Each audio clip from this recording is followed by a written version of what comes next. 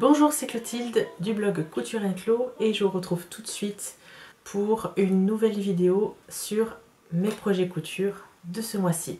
C'est parti!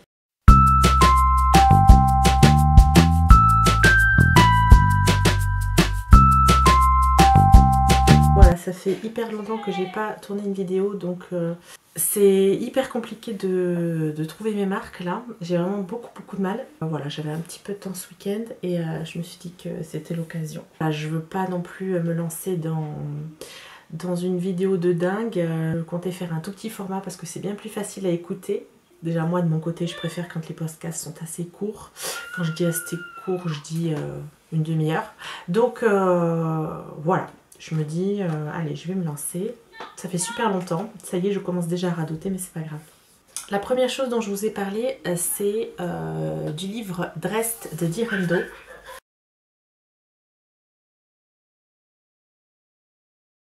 Alors, il est sorti en fin d'année dernière. J'ai cousu pas mal de choses du livre. C'est en ce moment que je publie les articles de blog. Donc je me disais que c'était l'occasion de vous faire un retour sur le livre. Donc c'est un événement, hein, on est d'accord, dans la sphère, dans le monde de la couture que Direndo ait sorti ce bouquin. Je pense qu'on était toutes plus ou moins impatientes de découvrir le livre que Direndo allait sortir, parce que voilà, on attendait avec impatience des patrons, et puis on a vu l'été dernier, il me semble que c'était un livre qui était en préparation, enfin voilà. Pour toutes les fans, il était très attendu ce livre, et franchement, l'attente valait le coup. Alors je remercie Éléonore et Camille parce qu'elles me l'ont offert dans le cadre d'un partenariat. Je devais vous en parler, je devais coudre au moins deux vêtements de ce livre, des patrons de ce livre. Il y a 9 patrons, donc je pense que vous l'avez découvert en long, en large et en travers un petit peu partout. Il y a une partie méthodologie pour créer la garde-robe, pour analyser votre garde-robe actuelle et éventuellement planifier vos futurs projets. En fait, ça va vous aider à trouver votre style, à vous faire tout un ensemble de tenues qui vous correspondent. Et après, il y a une deuxième partie. Cette partie, c'est les patrons, où il y a 9 patrons qui sont vraiment particulièrement accessibles pour les débutants et pensés pour être cousus en un après-midi. Alors moi, c'est vrai que la partie méthodologie, c'est pas qu'elle m'a pas intéressée, hein. C'est que en fait, je suis déjà dans ce mood depuis des années. J'ai écumé énormément mon armoire, je fais un tri régulier, je fais une analyse, enfin voilà, je suis pas... Je sais ce qui me va, je sais où je vais besoin, je connais mes couleurs. Donc c'est vrai que la partie méthodologie ne m'a pas été utile, mais je dois reconnaître qu'elle est vraiment très bien orchestrée. Il y a des points qui sont abordés auxquels je n'avais même pas pensé, hein, comme le contraste de notre visage, voir si on est plutôt saturé ou pas, enfin déterminer ses couleurs, voilà, ma teinte, est-ce qu'elle est froide, est-ce qu'elle est saturée, enfin ça offre vraiment une perspective que je ne connaissais pas. En gros, toute la méthodologie, enfin voilà, c'est celle que je pratique au quotidien depuis des années maintenant. Cette méthodologie est facilement adaptable en plus parce qu'on a des fiches pratiques et on a des exemples. Chaque fois que j'ai un exemple, en fait, c'est tellement plus parlant que n'importe quoi, en fait. Donc ça c'est top, ça vous montre comment faut faire. Ce que j'aime aussi, c'est qu'il y a un petit encart sur les matières, parce qu'on a tendance à oublier le synthétique, tout ça, les matières d'origine animale, les matières d'origine végétale. Très intéressant, très instructif. Et ensuite il y a les patrons, et là les patrons c'est vraiment... Moi j'adore. Ils ont été un peu décriés parce que beaucoup de choses simples, enfin simples, voilà, des photos de présentation assez neutres, mais personnellement, enfin moi je m'y retrouve complètement. J'adhère énormément sur le choix stylistique des photos puisqu'on se projette nettement plus facilement, enfin je me projette nettement plus facilement si j'ai des vêtements unis devant moi, si j'ai des tenues... Voilà, en plus, voilà, Direndo a fait l'effort, enfin ça aurait été illogique de ne pas le faire en même temps, de prendre des mannequins aux tailles différentes. Et moi j'aime quand c'est représenté comme ça parce que je me projette beaucoup plus facilement dans la tenue. Pour moi c'est un indispensable à avoir. Soit vous accrochez à la méthodo et c'est très bien, c'est tant mieux pour vous parce que... Elle est très instructive, elle est particulièrement adaptée pour une première démarche vers une garde-robe raisonnée. Soit vous vous accrochez sur les patrons parce que vous êtes en manque de patrons basiques, de choses confortables à porter au quotidien, et donc c'est tout aussi adapté. Et c'est le top du top si vraiment vous étiez à la recherche et de la partie méthodo et de la partie patron. Là, c'est 100% gagnant. Mais j'ai envie de vous dire que s'il n'y a que la partie patron qui vous intéresse, ce qui est mon cas, je me sens 100% gagnante aussi. Donc les patrons sont à imprimer, sont à télécharger via le site de Direndo avec un code. Voilà, donc ils sont à imprimer en A4, je crois qu'en A0 aussi, mais franchement je me souviens plus. J'ai cousu j'ai cousu la majeure partie. En fait, je devais coudre dans le cadre du partenariat, donc 2 vêtements. Et je crois que j'en ai cousu vachement plus. En fait, j'ai cousu la veste, j'ai cousu la robe, j'ai cousu la blouse, le chemisier, le pantalon et le col montant. Donc ça fait pas mal. Et les réalisations que j'ai cousues grâce à ce livre s'intègrent parfaitement dans ma garde-robe actuelle. Je la regarde parce qu'elle est juste là, et l'armoire est grande ouverte, donc c'est un petit peu automatique. Je voulais commencer cette vidéo en vous parlant de ce livre parce que c'est vraiment un super bouquin. Et je suis super heureuse que voilà, notre petite marque Frenchy, qui a bien grandi depuis ses débuts, se lance là-dedans. Ça, c'est top. Donc on va passer à autre chose. Qu'est-ce que j'ai cousu au mois de janvier? J'ai cousu beaucoup de cadeaux. J'ai fait beaucoup de cadeaux à Noël, faits main, qui ont été appréciés ou pas. Bon, ça c'est un autre débat, je ne vais pas rentrer là-dedans. Mais c'est vrai que j'ai tendance à moins coudre de vêtements parce que je n'en ressens pas le besoin. Je trouve que mon armoire, elle est assez... j'ai pas trop de manque, enfin j'ai pas de manque vital, on va dire, sur certaines pièces. Enfin déjà dès la fin de l'année dernière, j'ai commencé vachement à coudre des cadeaux, des accessoires. Et ce mois-ci, j'en ai cousu un. Et il est issu du livre de Lélubi de Louise, Sac, pochette et accessoires pour hommes, qui est encore un livre que je vous conseille.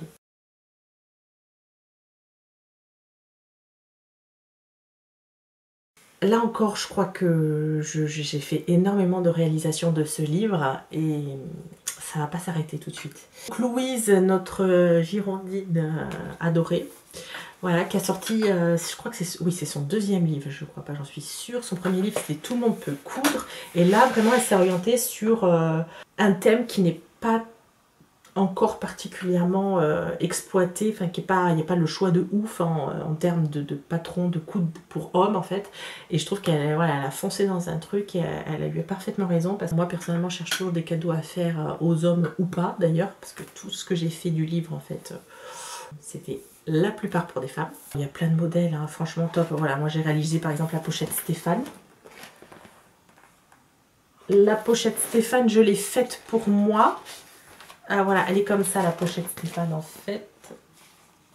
Elle est dans le sens de la hauteur, mais moi je l'ai cousue dans l'autre sens. Enfin voilà, pour vous donner un exemple de ce que j'ai cousu de ce livre. J'ai cousu aussi la trousse, la petite trousse à crayon pour mes enfants. Et là donc j'ai cousu donc le sac Samir, c'est un sac de sport. Voilà. Il est assez grand. On dirait pas sur... Enfin, si on dirait sur les photos, mais moi ça m'a pas choqué en fait sur les photos. Mais maintenant que je l'ai cousu, voilà. Il est assez grand et donc on peut vraiment mettre tout son bazar. Je peux pas vous le montrer là tout de suite maintenant parce qu'il est déjà offert. Mais j'ai pris le temps de faire une petite vidéo, donc je vais vous lancer les images pendant que je vous parle de ce patron. Alors j'ai utilisé un simili cuir argenté pour l'extérieur. Voilà, ça fait un petit peu girly mais pas trop. Voilà, des petites encens, des sangles de coton blanches, un zip un petit peu argenté qui ressort, voilà, un joli zip. J'ai pris un zip qui claque. Et j'ai cousu à l'intérieur en doublure atelier brunette. Alors il y a des petites choses que j'ai changées par rapport au patron. C'est-à-dire que le patron prévoit une poche à rabat devant, je ne l'ai pas mise. Le patron prévoit également une poche zippée intérieure, je ne l'ai pas mise.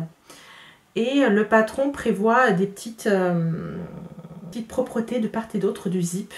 Et je ne les ai pas mises non plus en fait parce que comme j'ai utilisé un zip assez avec des grosses mailles, C'était trop risqué de coudre des petites parties en fait sur le zip. J'avais trop peur de péter une aiguille. Donc on s'éclate avec ce projet, hein. Il y a plein de petites surpiqûres sur le simili. Enfin, ce projet est intéressant parce qu'on peut vraiment s'appliquer sur les surpiqûres du simili.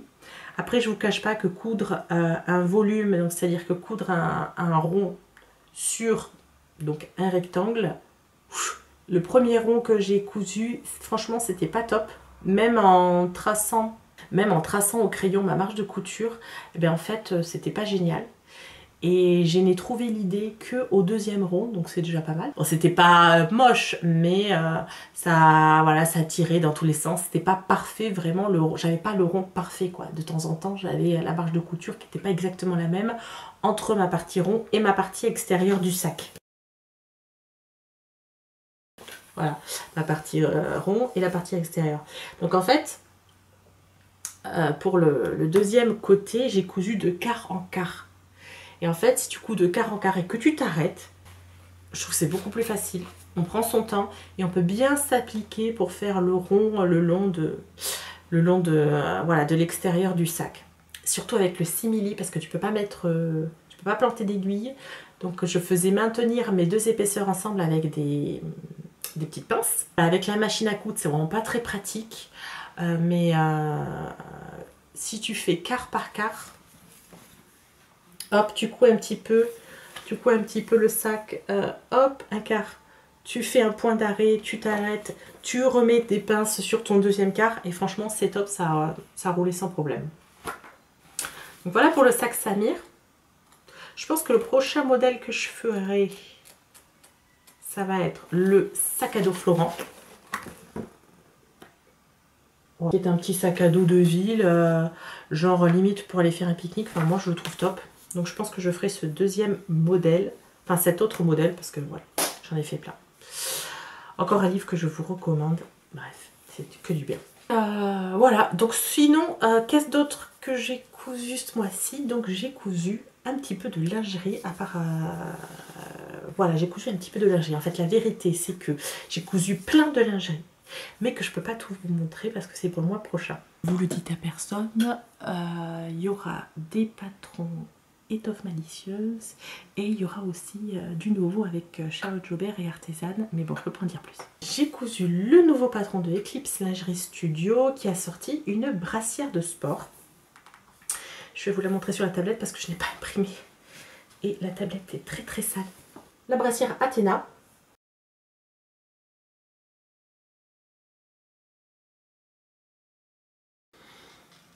Qui est donc un sous-vêtement pour... Enfin, c'est une brassière de sport avec un dos croisé et ouvert. Voilà. Donc là, les bretelles, tac, tac, tac, elles sont assez larges et elles se croisent bien dans le dos. La petite brassière de sport Athéna que je vous ai montré, donc je crois que c'était mon dernier article que je vous ai montré sur le blog. Donc là, par contre, je l'ai en vrai. Voilà, voilà. Donc je l'adore, elle est super jolie et j'ai très envie de m'en recoudre d'autres. Alors bon, je vous en ai déjà parlé sur le blog, mais en fait ce qui va être le plus difficile, c'est la pose du biais élastique.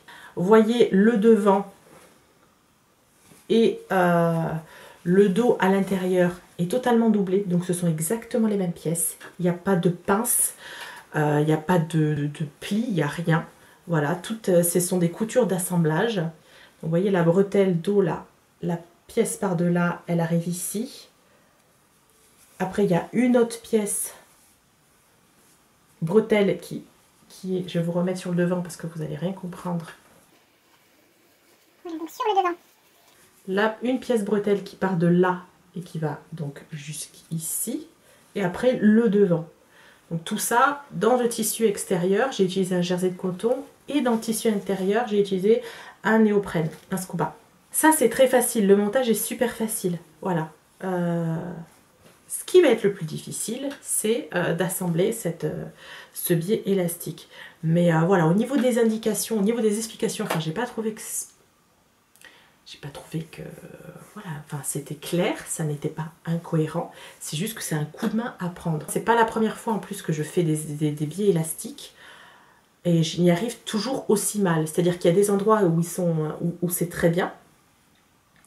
Et il y a d'autres endroits, par exemple, où, voilà, où on voit sur le devant. Je ne sais pas si vous allez voir. Donc je vais mettre de l'autre côté. Voilà. Et il y a des endroits où on voit sur le devant mon premier zigzag qui se fait sur l'envers. Voilà, il se voit. Je le rabats pas bien. Voilà, c'est des détails. Mais il faut pas se décourager pour ça. Hein. Voilà, il n'y a que en faisant de toute façon qu'on a le coup de main. Là, la brassière est terminée par un large élastique dans le bas. Il est posé au triple point zigzag. Enfin voilà, c'est le point dont on a l'habitude en lingerie. Aucun souci. Vous pouvez éventuellement coudre une agrafe pour l'enfiler plus facilement. Mais alors personnellement, je n'ai pas trouvé ça utile. Enfin, voilà, comme je disais sur mon blog, il y a des combis shorts qui sont bien plus difficiles à enfiler. Ça passe tout seul. Enfin, je ne sais pas s'il est accessible aux débutants, parce que j'ai plus trop l'œil du débutant. Mais comme il n'y a pas trop besoin de matière première, il n'y a pas trop... on peut s'en sortir avec des tissus pas très techniques. Vous voyez, un jersey de coton et un scuba, ça passe. J'ai envie de vous dire, voilà, il n'y a pas nécessairement besoin de dentelle, de tulle ou de... Voilà, si vous avez envie d'essayer, faites-vous plaisir, quoi, j'ai envie de vous dire. Voilà, j'ai aussi cousu autre chose pendant ce mois-ci, mais j'ai oublié d'aller le chercher. C'est ma parka Serra de Pauline Alice.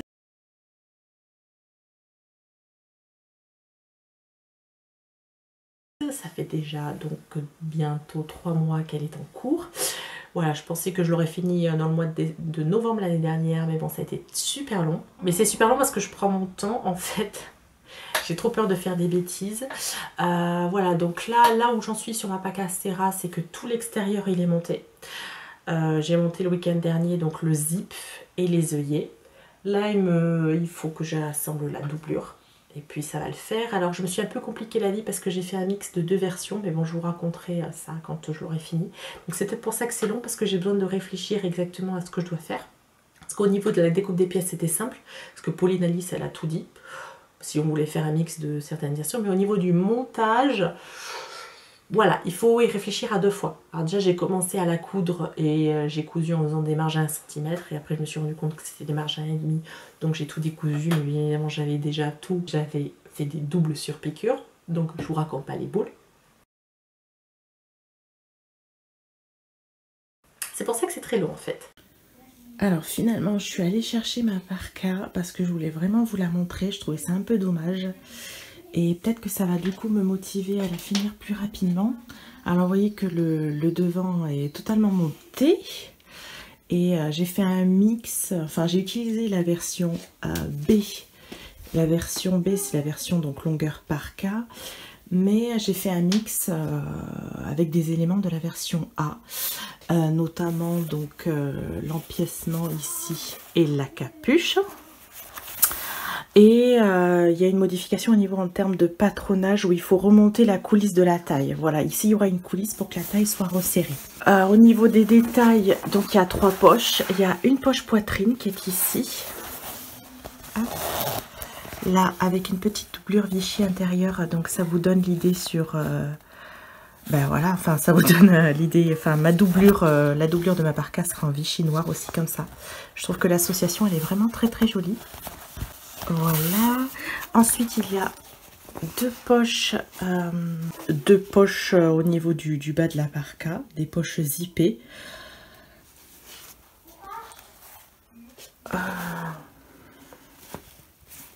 Donc on s'amuse vraiment avec les surpiqûres hein, sur ce modèle. C'est vraiment le pied. Et là... Cette fois-ci, donc à l'intérieur, elles ne sont pas doublées. Et puis dernière chose au niveau des détails, donc c'est la capuche avec la pose donc de 2 œillets. Et franchement, ça a été plutôt la galère de poser ces œillets. Vous voyez, l'intérieur n'est pas propre. Le deuxième, même combat, hein, c'est vraiment tout caca. Je pense que je vais investir dans une pince cam, enfin non, je sais pas comment elle s'appelle, c'est pas une pince cam, enfin c'est une pince pression Prime, voilà, c'est de la marque Prime, pour poser les œillets proprement parce que... Donc voilà, tout ça pour vous dire que voilà, c'est peut-être caca à l'intérieur, mais normalement ça ne se verra pas. Voilà, partout j'ai fait des doubles surpiqûres, hein. J'ai vraiment craqué mon slip, comme on dit, voilà, des doubles surpiqûres partout, partout. Je trouve ça super canon, par contre, ça c'est top. Voilà, donc le tissu extérieur, c'est un lin waxé d'une très jolie couleur tabac. Qui vient des tissus du chien vert. Alors le seul souci que j'ai, c'est qu'il froisse énormément. Je ne m'attendais pas à ça. C'est un tissu qui est parfait hein, pour une parka, il est imperméable. Mais il froisse beaucoup. Voilà où elle en est. Et donc à l'intérieur, il n'y a rien, puisqu'il faut que je la double. J'espère que je serai en mesure de vous faire une nouvelle vidéo le mois prochain. Enfin, je croise les doigts. Et puis en attendant, à la prochaine.